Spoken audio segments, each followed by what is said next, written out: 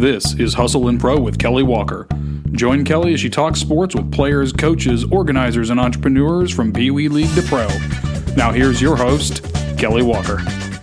Welcome to Hustle and Pro. Thanks for joining us today. You're going to hear from Kip Rogers-Watson. I asked Kip to join us because her story's cool and unique, and her role in sports is cool and unique as a sports psychology professional and therapist supervisor and certified high-performance coach and a PCA trainer. We're going to get into all of those things. Thank you for joining us. Absolutely. Thanks for having me. So at the beginning of these, I do some quick hit, fast favorites about your own sports preferences. So tell me, who's your favorite athlete? Oh my gosh. Depends on which decade. I had the honor of watching Michael Jordan play when he was just, at his best, at his peak. So I'd probably have to say as an athlete, Michael Jordan. As someone who inspired me way back when, Nadia Comaneci. I love her. Yeah. Way back when. Yeah. Smooth gymnast, tiny little thing. She was. Yes. Yeah. What about your favorite team? Ohio State Buckeyes. I grew up on Buckeye, and that's really what got me into sports at the very beginning, is my dad dragged me to all kinds of Buckeye events. And you experience, at 5 years old, you experience the horseshoe with 100,000 fans, and it is a spiritual experience. And you're hooked. And you're hooked, yes. What about your favorite sport to play? Favorite sport to play? Well, gosh, the sports I love to play, I'm so old now. That's okay. It makes it difficult. I mean, I loved being a competitive gymnast, and I love being a competitive tackle football player. And now that I'm not doing either one of those, I just enjoy being physical, whether it's, whatever. I like kickboxing a ton. I do. I do it a lot. So, Those are three, well, I guess not three different things, but the gymnastics and the tackle football are not what I was quite expecting. Sports, but very similar in if you have a fear response, which we can get into, they're both bad if you struggle with fear. Huh. Yes. Because you can't hesitate in either one. Right. Otherwise. Okay, I'm ready to get into that in a minute. Yeah. One last quick thing. What's your favorite sport to watch? Oh, anything. I geek out on anything. I can watch anything. Especially during Olympics time, don't bother me. I'm watching whatever's the Olympics. On. Don't talk to me. Don't interrupt me. I'm watching. I love it. Okay, let's explore your story, your personal story. I want to hear more about the professional side of things, but to get to know you a little bit better about that, the first time I met you, I heard you talking about playing football, and I was intrigued, obviously. Yeah. So what is your story as far as you being an athlete? Well, when I was 3, my dad stuck a golf club in my hand because he played collegiate golf at Texas Tech. And so he tried early on to get me into golf, but my brain really was far too scattered for a mental game like golf. I mean, I'm decent at it, but I just find it hard to concentrate like that sport requires. But my parents were really good.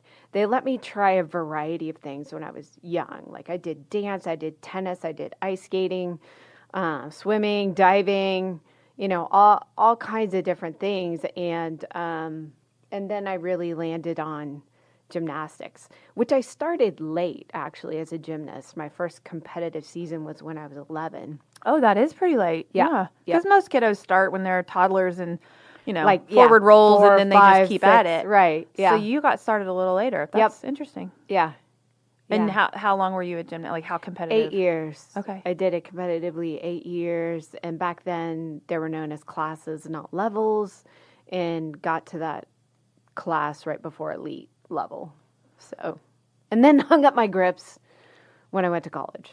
What did you do in college? Any sports? Nothing. Any recreational sports, though? Or did you just not play for a while? I didn't do anything. Okay, then tell me how you became a football player.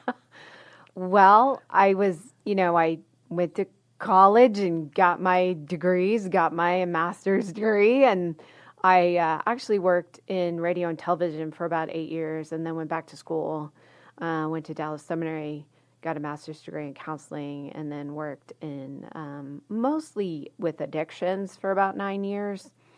at a facility in Dallas, city of Dallas. And then it was, I had started my own private practice, was raising kids, got married, had kids. And I randomly met one of the players of the female professional team here, who most people now know, Jen Welter, who is the first female NFL coach. And so I met her randomly, and she's like, "Come, try out." And it was 2 weeks before a tryout, so I went, and I'm 40 years old, and I'm thinking, this is insane. It is a little insane. They're gonna look at my age and go, "Honey, thank you, but no, thank you." And but I made it through that. They invited me back to training camp. Made it through training camp. Made it through. You have to get through Hell Day. And made it through that, and then played 3 seasons, got a concussion my 3rd season, and that kind of shut things down because I need my brain with what I do. Sure. That's fascinating. Yeah. And this is full on tackle football. This is not the lingerie league. Not. This is the real NFL, same style, same field, same everything. What was your position? I played mostly free safety, a little bit of strong, and then outside weak side linebacker. What? You're a small little thing. I Well, feel. that's why that's why I'm chasing down people half my age at the time. But I really liked playing linebacker. I just wasn't quite big enough. Yes. But it's much more fun to be in the mix, But yeah, but I was mostly safety. That's so interesting. I love it. Okay, so you mentioned a while ago having kiddos, and I know that you've talked about parenting an athlete. So I know that parenting an athlete is tough. I'm still in kind of the earlier stages of that, as my oldest is 8th grade. So I'm not even into the high school, how to parent in high school sports. And I don't expect to be a college athlete parent or anything like that. But I also know it's rewarding. So what kind of sports parent are you? And it's probably changed, phases of life and kids. So tell me about that. Well, I've had the honor and privilege of coaching both my kids and their youth. They're now 20 and 18, and they're both in college, and they're both athletes. So I've kind of walked through those phases. And I had one rule in my house, because I think sports is such a great way to teach kids life lessons. And of course, I had no idea at the time when they're born, what kind of athlete are they actually going to be? And in fact, my daughter had a birth injury, and that was actually sad to say, but this is true. Confession time here. When she got injured at birth, I thought, oh my God, how's she going to do sports? But she's overcome, right? And she's fine. But we put expectations on our kids with stuff that we had interest in. And some, and I recognized I had to really, hold a balance there. And so I did have the rule that you got to be in some kind of sport. I don't care what kind of sport, but you got to be physical in some way. My son did baseball, football, flag football, tried basketball. And then he loved the field and track and field events. So he did that. And then he also played golf. So he did kind of a variety. And my daughter she did a variety too. She swam at Frisco Aquatics for a number of years when she was in grade school. And then when she got into junior high, and she tells me she wishes I hadn't let her quit swimming because she really loved it. But she was that kind of girl that was more interested, and this is, I think, important for parents. The friendships and relationships were important for her, and she just wasn't finding that on the swim team. So she did middle school and high school volleyball and basketball, track and field. Then she started the swim team over at Legacy Christian Academy. And so she was able to then go back to kind of her first love in doing that. Now, they both did flag football in their youth, and that's when I got the chance to coach both of them. And then I coached my son's Frisco Football League team for 5 years. In middle school, that's when I stepped away. From coaching. I'm not coaching. I'm just parent, and it's a totally different role. Yep. And navigating the parent-coach thing is also tricky because I coached the kids that my son wasn't that position. So I let somebody else coach my son. Right. Yeah. You got to have a little bit of distance if you can. I mean, not all, you can't always do that depending on the team or the sport you're coaching. So sometimes Right. you are your kid's coach or your head coach or whatever, and it's hard for the kid too, I think, and the It parent, is. Sometimes they'd be like, "Is this mom or are you Coach Kip still?" And I'm like, "Coach." And so then they learn to respond differently. And then I'm like, "Okay, I'm mom," right? And and it would change. But yeah, when you're on the field or in that coaching position, it was a more, not they should respect you too as a parent, but it's a little different. But it was more the yes ma'am, yes ma'am, yes ma'am, and because we were, especially the Frisco Football League team, we were known for being very disciplined, very organized, but we definitely challenged those boys. That's part of sports too. One of those life lessons. Oh. And you mentioned your daughter saying she wished you wouldn't have let her quit something at a certain time. I think that is such a big conversation as a parent. It is. As a 9 and 13-year-old, my kiddos, that's sort of an ongoing conversation. And those ages where, which sport do you drop for other sports, and which seasons do you allow to overlap, and what do you focus on, and do you do something all year? And I don't think you should. All these things, but it's a constant conversation in our household of, do you keep doing this, or do you move on to something else? Yeah, how long do we do this? And I think it is tough. And we, whenever she decided, I remember that last year, she was just really miserable, but I told her you have to finish out the commitment. Right, you made a commitment, and you're going to finish the year out, and you're going to do the best you can, and that was hard. And given what I do with sports psychology, so one thing I do, it's a simple process, but I assess an athlete's intangibles, so their mental game. So it is a science to it. So I knew pretty early on, like, how my kids were wired, and so I would both parent and coach towards what I knew were their strengths and weaknesses based on that assessment. And my daughter is much more relational than task-oriented. My son's very task-oriented versus relational. And so for my daughter, if she didn't have that personal connection to teammates and or the coach, it was going to be really hard to create consistency in performance.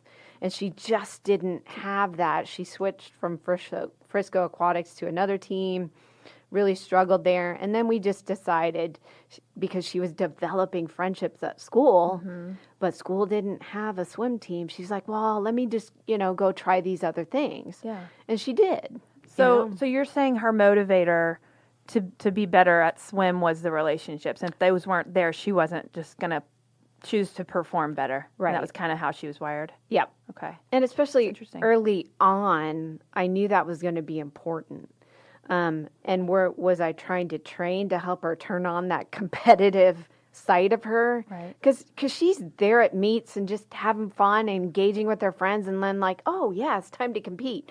But you didn't sense that fire or urgency to beat the person next to you. She just wants to be friends with them. And that's where you go, well, that's okay, right? It is okay. If that's what she wants out of it, it's totally great. Okay at that age. But you can get, if you're competitive, you can look at her and go, why aren't you, where's the fire? And I reacted that way early on. Like, what the heck? You just look like you're jumping in there and like having fun. And she's like, well, I am. That's what I'm doing, yeah. And I'm like, okay, but you got to beat them. Like and she's like, what?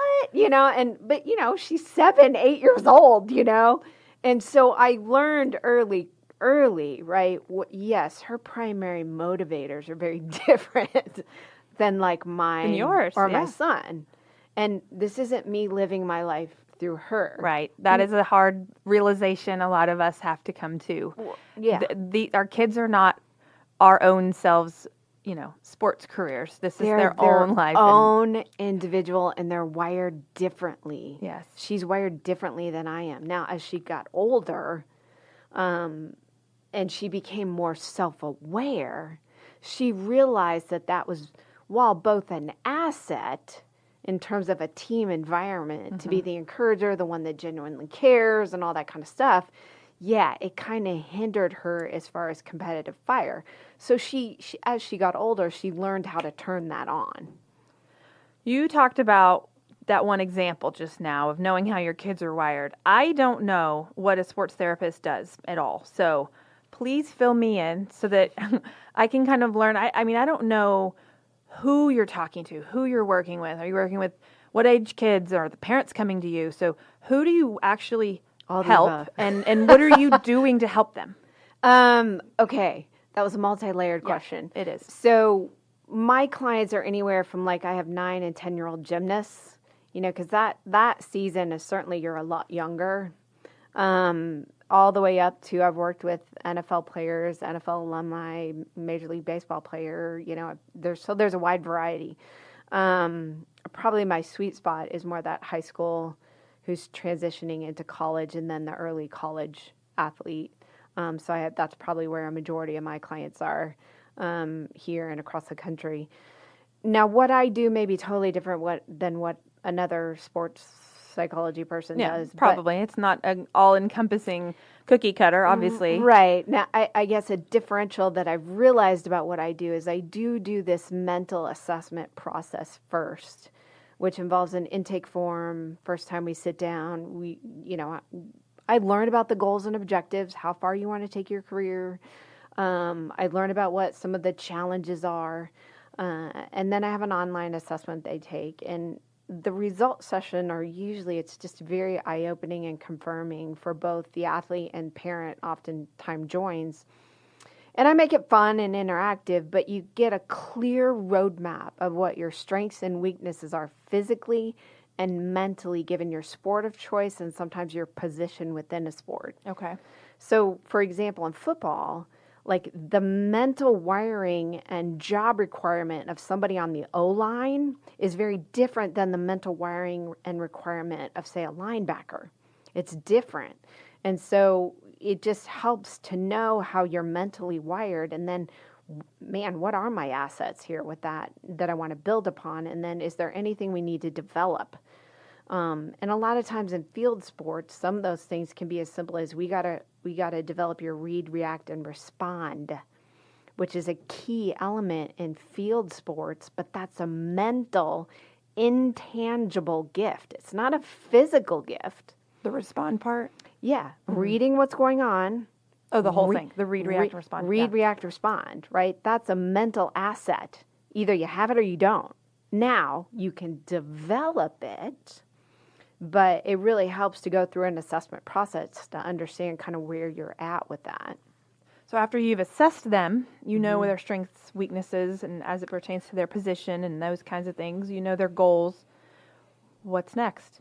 You meet with people on a regular basis and you're working through those goals and objectives? Yeah. So at the results session, I also give the athlete and the parent what I call recommendation plan or improvement plan. And it involves things that I work on with the athlete. So some curriculum based on what I call their brain code. So curriculum, I'll take them through the mental training that I take them through, tools they can use. And then also if they're high school or younger, then I usually have a bucket of recommendations for the parents. Because the parent, we have a key role on the success team of our athlete. The athlete has a role on their success team, and they both got to know how to execute their roles.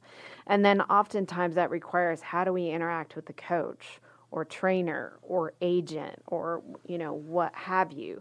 There's a team there that creates the athlete. We just have different roles. You mentioned brain code. Is that the Yes. name of your company? Yeah, Okay. yeah. Brain code. Yeah. Neurosport is the sports psych side of it, and then brain code is the executive coaching side. But it's, in essence, the same process of assessment. And so when the parents come to you, how do they know my kids aren't old enough yet, I guess, but I never would have thought to go that route. Is it a need that they just realize their kid needs to get to the next level and get help defining what that looks like? How do they know when they need to come talk to you? That's a great question. And I think it varies by individual, and I think it then varies based on kind of what your goals are or what, the athlete goal is. The number one reason people call my office is that there is a confidence issue. It's the number one reason when I've done my surveys and evaluations, like confidence is always the number one issue. Okay. And that's related to what we often see a lot, anxiety, depression, right? Performance anxiety. It can show up in test taking, but it can show up like I'm great in practice and then I just, can't perform in the game. Why is there a disparity, right? So that's a common question. So that makes the confidence and anxiety part makes a lot of sense to me. Because beforehand I thought, well, are you just trying to help kids get to a college level or pro level? Like that wouldn't be me. But I could see the other pieces in my own kids when, it's like there's something missing, the confidence or there's some fear. You mentioned fear at the top about that and how all that comes into play. Maybe they've had an injury or something like that. Well, that's also true, right? That can create a lot of issues, especially if it's a severe injury and I want to come back and keep playing.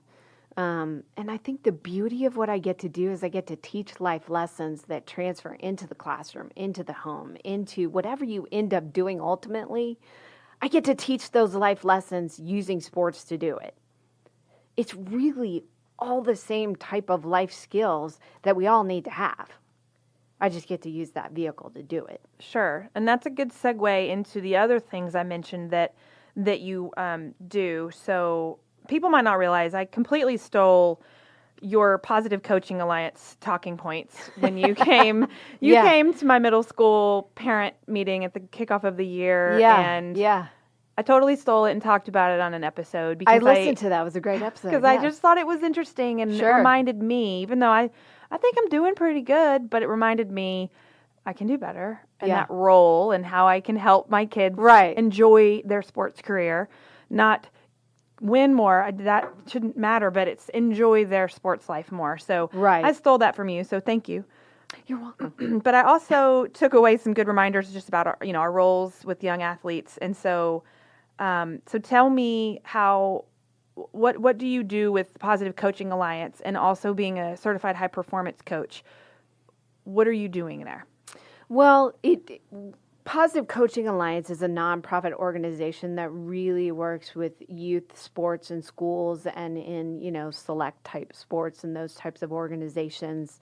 And what we do is we work with what I call the quadrant of, I call it high performance, but PCA calls it the development zone.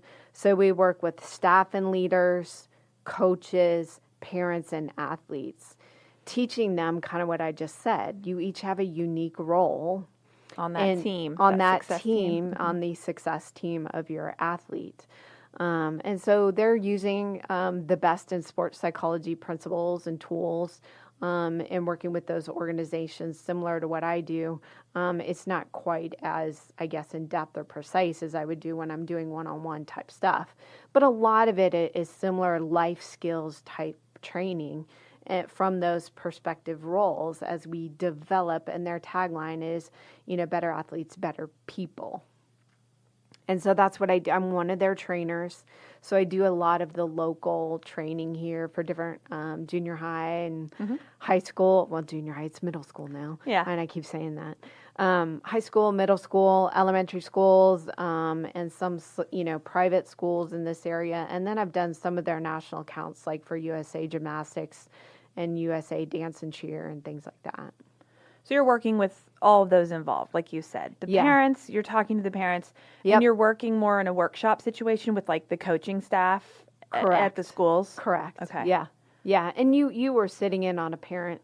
I think it was a 30-minute one. So it was one of our shorter ones versus the hour long.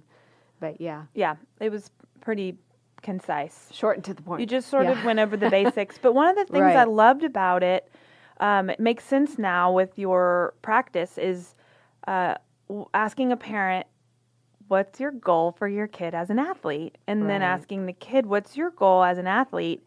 There was a kid sitting right in front of you, and their answers, are they ever the same?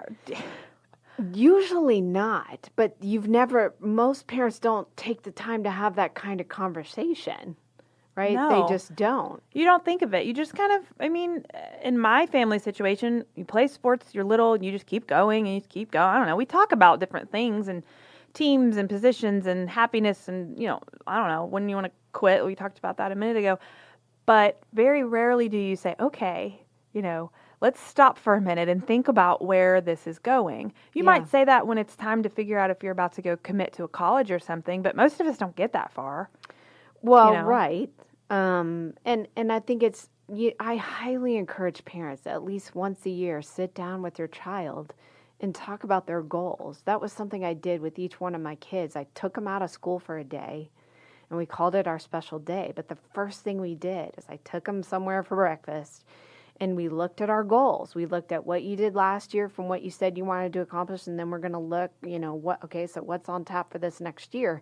And making sure that that I'm hearing and listening to them and what they want to do and what they are setting out to accomplish. Then I know better how to guide and help them, because it's not really my goal for them. And that's what so you're just listening. You're not shaping the goal for that. You're not saying, well, I think you could do this. You're just listening to them so that you can help support them. And even if they ask, what do you think, Mom? I'm still going to put it back on them. Because it needs to be what they want. Right? And hopefully, of course, parents put their expectations on kids a lot, but they do. I'm a firm believer, if your athlete is not in it for the right reasons for themselves to enjoy a sport or for whatever they're trying to achieve, I really don't think long term, they're not going to be good at it. Well, not only that, but I've seen this over and over, sadly, is I see the parent driving the child for the college scholarship. And the child actually gifted, the athlete very gifted at the sport. I've probably seen this, 10 times over the 20 years I've done this. That child is going to rebel. Mm-hmm. And they usually do at some point. Because they don't want to do it. They're burned out. They hate it. It's about dad's goal for me or mom's goal for me instead of, what I really value. And even though they're sort of a natural talent or gifted or do very well with it, like I've seen this has happened twice where they've turned down full ride scholarships. Wow. Because they're so tired just over it of the parent. Right, I've seen where the parent is the one that hurts. Right, it's hard to watch, but the kid's crumbling, mm-hmm. right, and they're so tired and worn out and exhausted. I've seen it where the parent takes over, speaking to college recruiters as if they're the kid, recruit, and that always goes south quickly too, because college recruiters and coaches, they're not recruiting you, the parent. They're recruiting your kid. And That's they need to have the relationship when they with see that. the kid. Oh, for sure. They've got to know, nope, we're done. Not recruiting the parents here. Right, we're done. That's going to be an over-involved parent. So we're here in Frisco, and the Sports City, USA, and we have it all, and we have fantastic facilities and pro teams galore, and, it's pretty fantastic from lots of angles. But from your position as a therapist, what do you what's the hardest part for young athletes in this town right now? I mean, is it this confidence you say? Is it anxiety? Are they isolating themselves? Is there too much pressure? Like, what are we doing wrong? I think the anxiety and the lack of confidence are really just symptoms of two things that are typically wrong. One, they don't know what their identity is. They think their identity is in what they do or the role they have or the achievement that they get, whether in the classroom, the GPA or the trophy or the ring or the title or winning. And they don't really know who they are, right? Their identity has turned into what I call a lie-identity, which is based on role and achievement. And that's super common. It's just super common. That probably has some of the fear. If I quit this sport or if I don't achieve, if I don't perform, who am I? What happens? Is anybody going to care about me? Yeah. Then who am I? I think it's an important resource that you're there to talk to the kiddos about all of these things. I think it's fascinating. could probably talk to you for a lot longer than this one podcast episode. There's a lot of about tangents that we could go down. For sure. Yeah. We'll do another tangent on another day because I just think it's fascinating, and probably because growing up as an athlete and then having these two little ones that are completely different athletes. I have a boy and a girl, similar to like you were talking about. They compete differently. They want different things out of their sports, I think. Yeah. I need to do a check-in with them about their goals like you did, because I think that's a really important way to communicate with your kid, to take a pause. We get so busy with the hustle of everyday sports life and school life and just normal life. Well, real quickly, back to your question. So I said there were two things that I think are an issue. Yes. So I mentioned identity, the first one. The second one, I think, is just we have a real misunderstanding, I think, of the role of feelings in our life. And a lot of times we think of confidence as a feeling, we think of motivation as a feeling, we think of courage as a feeling, and they're not. And so helping kids understand their feelings, and, in the therapy world, we call it emotional intelligence, but understanding what they're feeling and how they actually have the ability to choose what they feel becomes really a game changer. I've seen, not just with kids, but with the adults that I work with too. So what do you mean by that, though? What feelings are they if confidence is not, like, what is? It's a belief. Okay. Confidence is a belief you have, and the classic definition, to get the job done, right? Well, the belief that's not based on feeling. You either believe it or you don't. Got it. So early, about the early 70s, there was a big movement on self-esteem, which did a tremendous amount of damage to a lot of people. And so I can't, with our kids, yes, as parents, we do have a strong influence on their belief system, and we do affect what they believe about themselves. They get to be about 14, 15, 16, it's now a decision they make, a belief that they decide. You can't build it. You can't develop it. You can't give them self-esteem or self-confidence. They have to choose it. And so helping them understand that has been a huge game changer for people. But what are the feelings that are we talking feelings like, this makes me happy and sad and... Well, even right there, I wouldn't let you say that in my office. Okay. I wouldn't let you say makes me. Okay. I feel happy when I play there, when I do this. You decide. Okay. You choose your feeling. Don't hand that power over to somebody else or something else. Take it back. Right? Take it back. Okay. Does that make sense? A little bit. Yeah. Yeah. I mean, the way I said it, yeah. Yeah. This makes me. It's like, no, it's not making you. Right. Right. Yeah, I don't have if I had the ability to make you angry in that moment, then I could go, be happy. Right. Why aren't you happy? I don't understand. I snap my fingers. We could do that sometimes. Right. And so it is a powerful lesson for, every human being to understand. Oh, I get it. Ownership of those feelings, and that you can... Right. If I'm sad, I need to take a look at it, right? And figure out what it's about. But now I get to choose. I love that. What to generate. Awesome. So one last thing. As we're sitting here, I can't help but notice, what is that ring on your finger? Oh, this is my Super Bowl ring from when I played for Dallas in 2008. It's big.